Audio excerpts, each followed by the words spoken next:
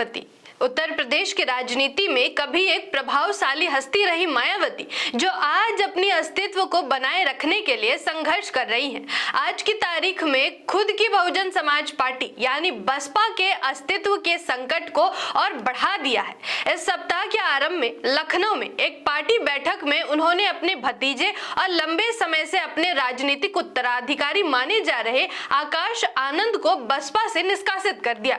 उन्होंने न केवल आनंद को उनके सभी दायित्वों से मुक्त किया, बल्कि यह भी कहा कि वह कभी किसी को अपना उत्तराधिकारी नामित नहीं करेंगी। मैं आकृति और आप देख रहे हैं MNT न्यूज नेटवर्क। मायावती और आनंद के बीच ये मतभेद अचानक नहीं है। दरअसल जब मायावती ने आकाश आनंद पर दाव लगाया था तो बाद में, हालांकि वे उम्मीदवार नहीं थे, उन्होंने नगीना से अपना पहला चुनावी भाषण दिया और मायावती के उत्तराधिकारी के रूप में सामने आए। पिछले साल मई में लोकसभा चुनाव से पहले कुछ विवादास्पद टिप्पणियों के कारण उन्हें उनके सभी पदों से हटा दिया गया था। हालांकि 1 महीने बाद उन्हें बहाल कर दिया गया। इस बार आकाश के निष्कासन का कारण राष्ट्रीय समन्वयक के पद से उनके निलंबन पर उनकी कथित तौर पर अहंकारी और स्वार्थी प्रतिक्रिया प्रतीत होती है। मायावती ने कहा कि वह अपने ससुर अशोक सिद्धार्थ के प्रभाव में काम कर रहे थे, जिन्हें कथित तौर पर पार्टी को विभाजित करने के प्रयास के आरोप में पिछले महीने पार्टी से निष्कासित कर दिया गया था। यह पूरा घटनाक्रम बसपा को पतन की ओर बढ़ा रहा है। बहन जी का अस्थिर रवैया, चुनावी मैदान से उनकी अनुपस्थिति, चुनावों में पार्टी का खराब प्रदर्शन, चंद्रशेखर आजाद जैसे दलित युवा नेताओं का उदय और भारतीय जनता पार्टी यानी भाजपा की बी टीम होने का टैग, इन सब ने बसपा को आज उत्तर प्रदेश में लगभग हाशिए पर लाकर खड़ा कर दिया है। अगर मायावती अपने तौर तरीकों में सुधार नहीं करती, मतदाताओं तक पहुंचने के लिए कड़े कदम नहीं उठाती और पार्टी के वोट बैंक को पुनर्जीवित नहीं करती, तो 2027 के विधानसभा चुनाव पार्टी के लिए अंतिम साबित हो सकता है। पिछले साल लोकसभा चुनाव में पार्टी एक भी सीट जीतने में असफल रही। उसका वोट शेयर 2019 के 3.7% की तुलना में घटकर निराशाजनक रूप से 2.3% रह गया। उत्तर प्रदेश में उसे केवल 9.5% वोट मिले, जबकि 2019 में यह 19.4% था। 2022 के विधानसभा चुनाव में भी पार्टी ने केवल 1 सीट जीती और उसका वोट शेयर 13% रहा, जो 2017 के मुकाबले 9% से भी अधिक कम है।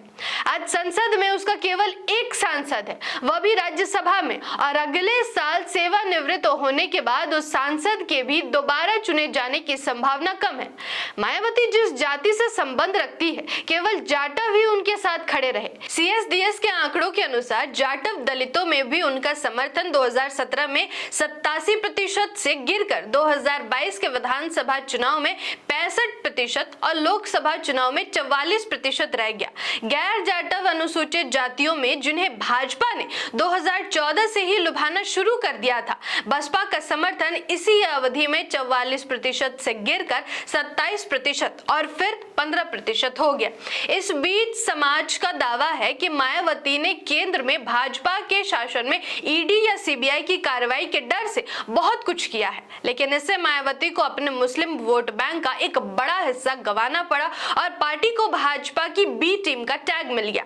बसपा को मुसलमानों से 20% से अधिक वोट मिलते थे। 2024 तक ये घटकर मात्र 5% रह गया था। चंद्रशेखर आजाद की आजाद समाज पार्टी यानी ASP का उदय और नगीना में उनकी जीत भी बसपा के पतन का प्रतीक है। इसी जिले बिजनौर से मायावती ने 1989 में अपना चुनावी पदार्पण किया था। 3 दशक बाद यानी पिछले साल के लोकसभा चुनाव में उनकी उम्मीदवार नगीना सीट पर शर्मनाक रूप से 1.3% वोटों के साथ चौथे स्थान पर रही।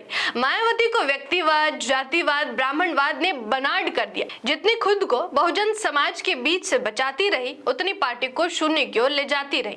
पार्टी एक व्यक्ति के इर्द गिर्द घूमेगा तो यही हश्र होगा। धीरज रखिए, चंद्रशेखर रावण का भी दुर्गति हमारे सामने बहुत जल्द होगा, क्योंकि इनका बाहरी आवरण तो विचारधारा आधारित दिखता है, मगर सच ये है कि इनका भी ब्राह्मण मुख किसी से छुपा नहीं है।